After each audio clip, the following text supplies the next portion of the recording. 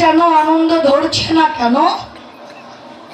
আজ সব অন্তরঙ্গ ভক্তবৃন্দকে কাছে পেয়েছেন তো? যেমন দেখুন, আপনাদের হৃদয়ে আনন্দ ধরছে না কেন?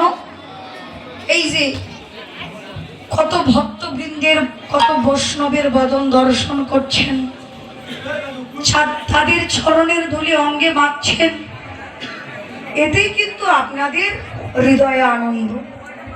একজন কৃষ্ণ ভক্ত, একজন গৌর ভক্ত, তাদের বাসনা তো আর অন্য কিছু নয়।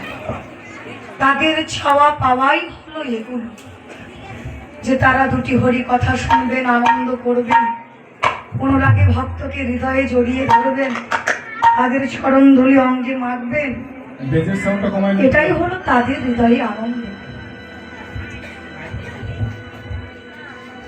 আজ মহাপ্রভু সবাইকে নিয়ে হরি নামের খেলা খেলতে খেলতে, আনন্দ করতে করতে প্রভুর মনে পড়ে গেল সেই বাড়ির কথা।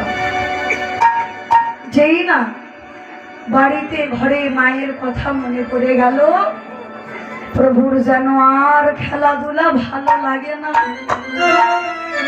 এমন ভাব দর্শন করে কইতে লাগলেন, দেখো ওরে দিবায় শানা